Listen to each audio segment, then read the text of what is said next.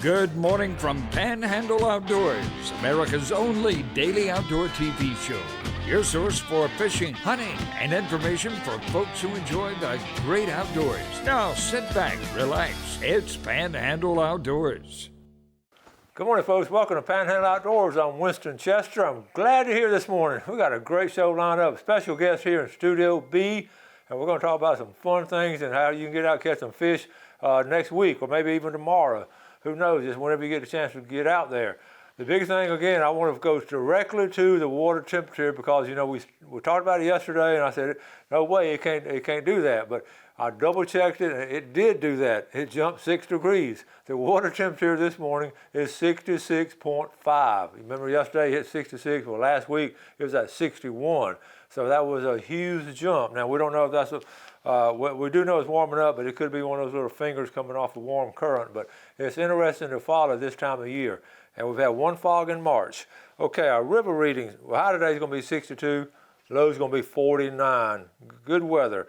River readings, Apalachicola, Bluntstown, this reading of 14.6. It's leveled off. The water's still high. If you're going out for the weekend or one afternoon this week, you're going to be in some high water.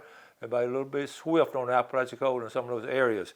The Choctawhatchee the same way. It's 8.5, but it's going up. With the rain we've had last day or two, it's really jacking on up there. If you check it out on the chart right there, 8.5 and headed on up to probably 10 or 11 by the weekend.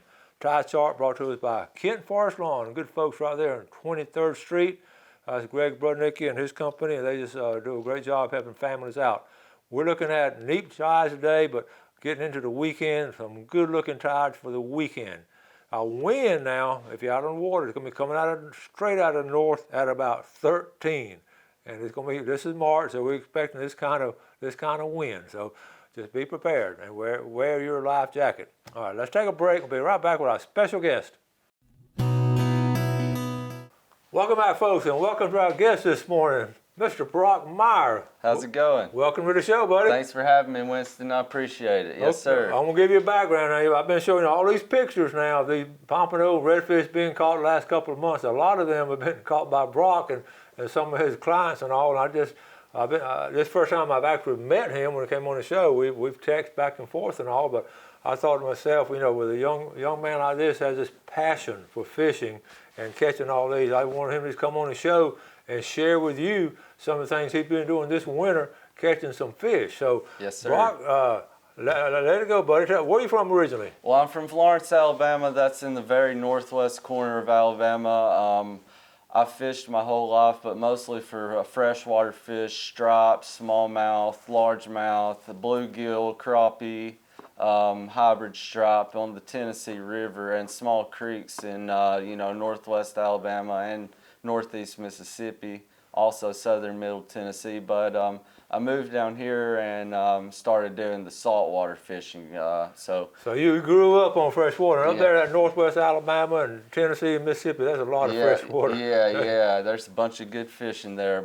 I'm addicted to wading creeks and catching smallmouth in knee-deep water. That's my favorite way to fish up there in North Alabama, yeah. And what I get a kick out of now, with this background right here, so many of us have come from that background where you freshwater fish and get down here on the coast and, man, they start catching them. So what happened? Well, I got down here and figured out how hard a redfish and a pompano starts pulling, and I started fishing off the beach, and I became addicted to it. Now all I do when I get off work is head straight to the beach with my surf rods, and if I have a charter or not, I don't care. I'm still going to be down there fishing, and you can't catch them sitting from the couch. So you never know what you have the opportunity to land out there, even for a few hours, just out on the beach. Well, that's what I picked up from him, because he reminded me of when I was that age, I knew exactly what I'm talking about. We don't get in the water, and I think it sort of refreshed me to read your posts and all, because you couldn't wait to get out on the water. Oh, no. And you have that enthusiasm and exuberance of a young person being able to get out and fish. Yes, sir. And you've been able to do that, and then you're starting to help other people. Yes, sir. That's cool. That's what I really love. I'll give you some more background. For 2 or 3 years, I guided turkey, deer, and duck hunts in central Kansas for an outfitter there.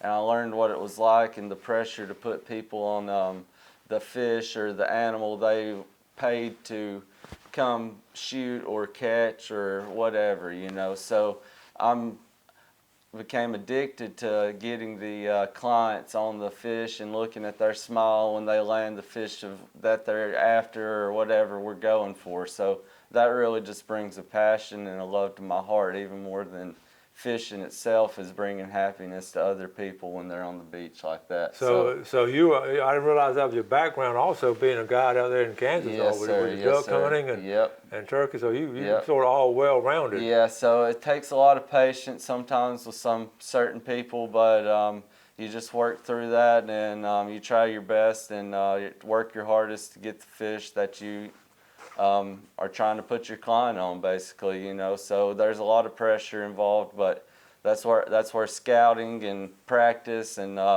just getting lucky comes into play a lot of the time. So. Now, and you also working part-time out of where? I work at Bay Breeze Bait and Tackle on Tuesdays, and also I work at Dr. Norton's Veterinary Hospital 4 days out of the week. So when I'm not working, I'm running charters and you know, hunting. I'm ready for turkey season coming up. March 20th. It starts in South Alabama, so I got some days off work already planned for that. So yes, sir. Awesome. Yes, sir. I can't wait. We're going to go ahead now. Let's talk about the name of your guide service. We're going to put that on the screen. What's the name of your guide service? Panama City Beach Surf Fishing Tours, and I started a kayak fishing guide service, Panama City Beach Kayak Fishing Excursions. And for the surf fishing tours, we offer, you know, beach fishing. I bring all the rods, reels, supplies, all that. You just show up to the beach and I'll give you a 4-hour lesson basically on how to fish the beach and read the surf and which place to fish and where not to fish, all that good information, you know. And it's something you learn by yourself. Yes, sir. Well, I can't say by myself. I had a few older people, you know, that showed me once I met a few people down on the beach. They kind of took me under their wing and were polite enough to show me that where to fish and all that. And so basically after about 2 years of practice, I became pretty good at reading the surf and figuring out where the pompano and the redfish are going to be sitting and waiting for their next meal. So I just try to fish in those areas, and that's about all there is to it on that. I was interested in watching that. You did quite a bit of night fishing at times. Yes, sir. Yeah, I do a lot. You're pretty flexible with your time schedule. Yes, sir. Yeah, a lot of the times on a full moon, especially like we've had the past few days, the bite will turn on at night. Just like 2 nights ago, we caught 2 pompano right at 7 o'clock because it wasn't the full moon, but the moon phase after a full moon.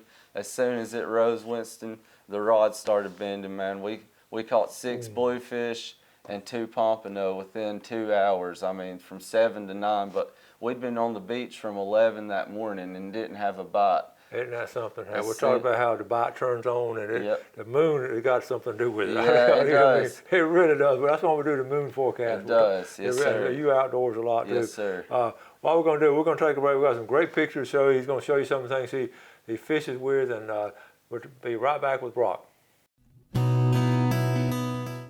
Okay, welcome back. We're here with Brock Meyer, originally from northwest Alabama around the Florence area, but transplanted down here to the Florida Panhandle. And you know what we have down here, and you fit right in, didn't you? I just fell right in the groove. I love it, man. I love it. I'm blessed to be here. And we have so many of our viewers that have moved in from other parts of the country. Yes, sir. And they watch the show. They email me and all, and they want to learn how. Some of them learn just like you did. Had a couple of people with them, but they all love it, and I always want to know. I want to bring people on the show that's had success like you and enthusiastic about it. So we got some pictures here. Let's show these pictures. Let's show them. All right, what we got here? This big sheep head. Well, we got a nice sheep's head. I think that one's 14 inches. I caught it in West Bay under the bridge there on fiddler crabs. That's on fiddler crab. Yep, there you go, buddy. Yep. There we have me and Lindy.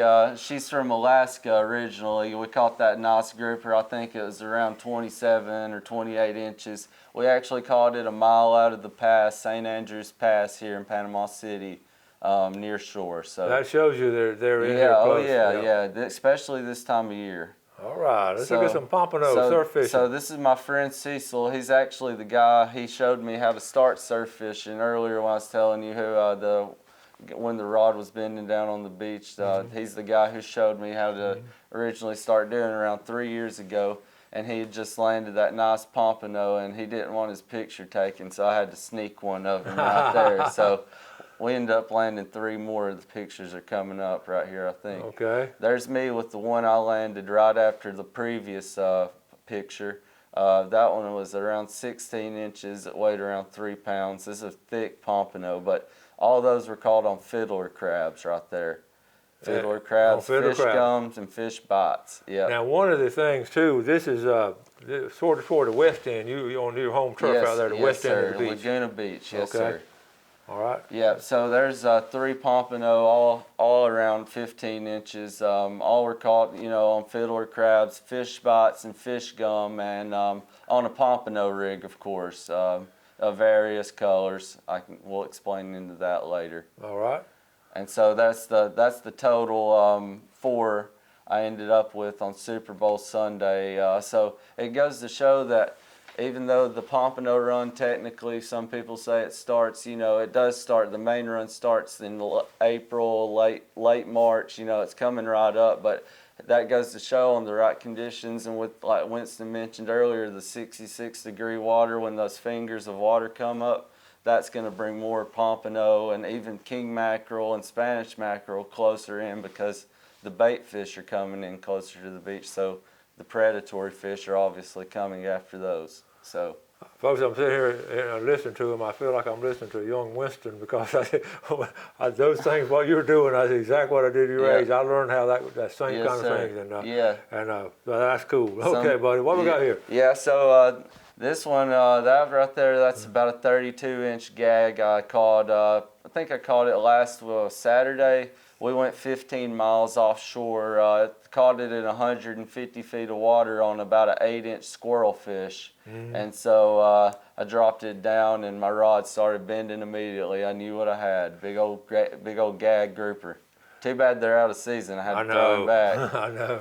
There's a nice redfish, like Winston was mentioning earlier. I do a bunch of night fishing since I get off work at 5:30, with the time change and all that. I still got to go fishing, but that's just in my blood. And I know there's redfish and pompano, a bunch of whiting and bluefish in the surf at nighttime. So there's still ample opportunity to go down there and catch you a meal. And that's what I'm going for at night, is supper, for the next day. My family loves eating fish. And so, like this picture here, I'm by myself. It's about 45 degrees. The wind's blowing 10 or 15 out of the north. My nose is cold, but I'm out there. I landed that nice 27-inch redfish, and you might see some gore hanging out of his stomach while I took his belly meat off and used it as another bait for some bluefish. So I try not to waste anything when I'm out there, I knew it was cold. I saw you wrapped up. I saw your nose a little bit red there, so I knew you were cold. I was cold.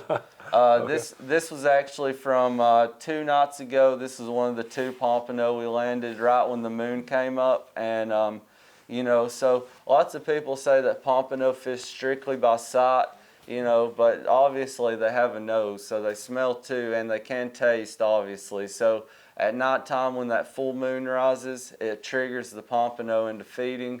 Unfortunately, after we took this picture, we had to pack up and leave, go back up to the house. But if I would have stayed out there another few hours, I know I could have added a few more to the list here. But that was one of my clients' first pompano. Yes, sir. She had a camera too, so she was taking pictures. Yes, sir. Yeah, she took some very nice pictures of us. I want to go back to the earlier picture where we had those 3 called on Super Bowl Sunday. Yep. If I remember right, it's between like noon and 3 o'clock. Yes, sir. Right Yeah. there? I was actually, so I work Sunday at the veterinary hospital, and I take care of all the animals that are in the hospital and the kennel up at the clinic. And so on Sunday, I have a semi-long lunch break, and I went out there at 12 o'clock and just was hanging out on the beach, thinking about the day and praying to the Lord, appreciating letting me be out here in His beautiful creation. And I got lucky out there on the beach, and I caught those in the middle of the day. I think it was a rising tide, and we just found this nice deep rip tide pocket, which we'll go into later, and I'll explain to what it looks like and what you should look for when you fish the beach at that time of day. So the Lord answered your prayers. I mean, yes, he sure did. That's awesome. He sure did. Yes, sir. Oh yeah, a lot of us have prayed for those fish. All right, we'll take a break. Right. We'll be right back. Yes, sir. That's cool.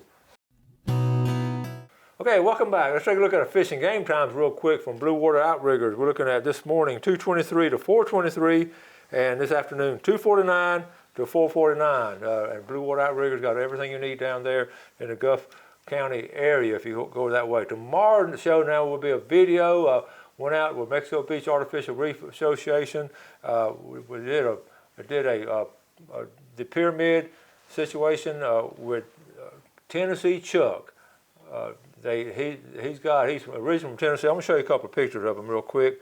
And here he is. He worked up there at Pickwick for a long time. He's 13 generations in around Columbia, Tennessee, his family. And you can see what kind of outdoorsman he was. I'm just gonna scroll through these pictures. Tomorrow, the whole video, it's gonna Mitch Coleman, we're out in his boat. And Tennessee Chuck became legendary, joined the Navy in the 50s. He's in his 80s now, and he's just a pure, genuine outdoorsman.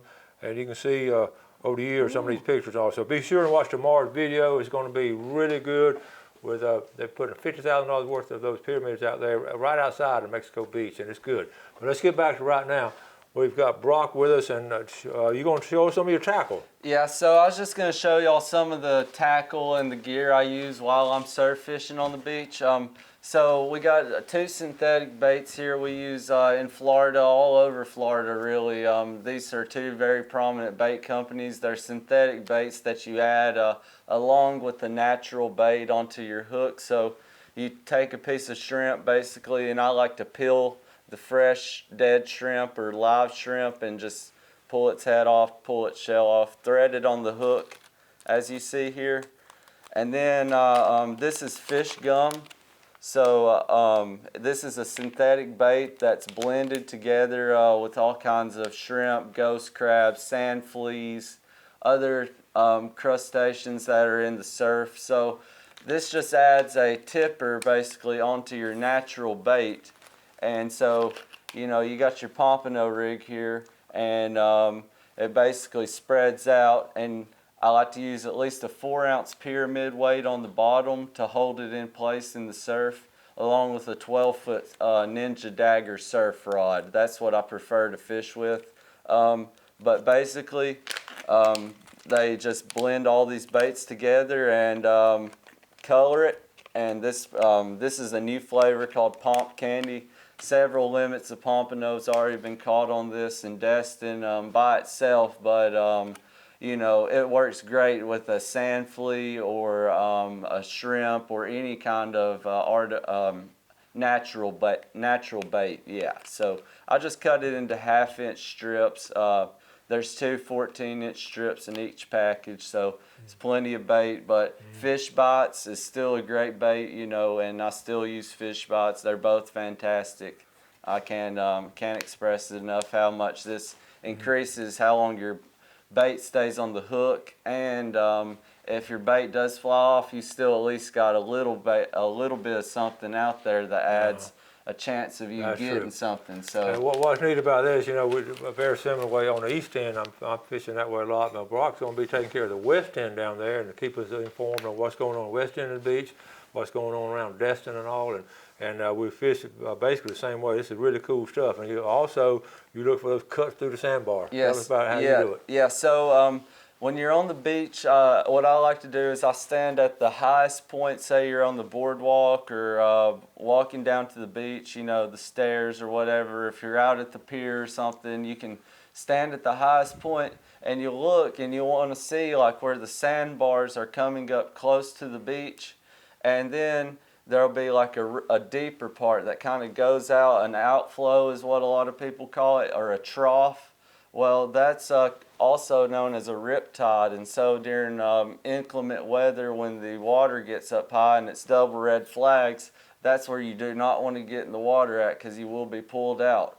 So when the water drops, that deep trench that the riptide makes is still going to be there. Well, those big fish, they're going to be sitting in that deepest water closest to shore, because that's where all the bait from close to the beach is still getting sucked out of those troughs. And we will have pictures to go into depth and detail and explain this for you. But that is one of the most main things when you're surf fishing, is the riptide. And I like to compare it to deer hunting or hunting in general with my background. Like if your tree stand, if your deer hunt is facing away from your food plot or your scent, your scrapes or whatever, you're probably not going to shoot the buck. You know, you might see him or you might get lucky and shoot him, but if you put it in the right spot, then you got a way better chance of getting the deer of a lifetime or the animal you're after. So it's the same concept. You want to place this rig with the right bait in the correct spot, and you have a way better chance of getting a hookup compared to whether you just throw it right randomly into the whitewater waves, you know, because those fish, they don't like getting beat up in a foot and a half of water. They want to stay in that 3 foot section or 7 foot 3 to 7 feet usually. That's words of wisdom right there. It's really great vision right there. Yeah. So got about a minute left. Yeah, the watercolor also comes into play when pompano fishing. You want emerald green or clear water. The one way to catch pompano in darker water conditions is with these orange colored, you know, darker, brighter colored floats. It's pompano feed by sight, and it does stand out more in darker water conditions. But when the water's clear, I like to use these yellow and white floats like this right here. And you can tie these yourself. These are Frisky Fins brand pompano rigs. I've caught over 50 fish on one rig, and I still have it tied onto my rod. So I mean, well, this is good. We've run out of time, as we always do. Brock, that's great information. We can talk all day about it. Thank you for driving over, and looking forward to staying in touch with you and all. Yes, sir. I appreciate it. Good luck to you. Yes, you have to come back on. Yes, sir. Thank you so much. All right. Thanks for having me. Thank y'all for watching Panhandle Outdoors. Do something good today for your fellow man, and God bless. Thanks for watching America's only daily outdoor TV show, Panhandle Outdoors with Winston Chester, featuring hunting, fishing, and other activities and information to help you enjoy the great outdoors. Join us next time for Panhandle Outdoors.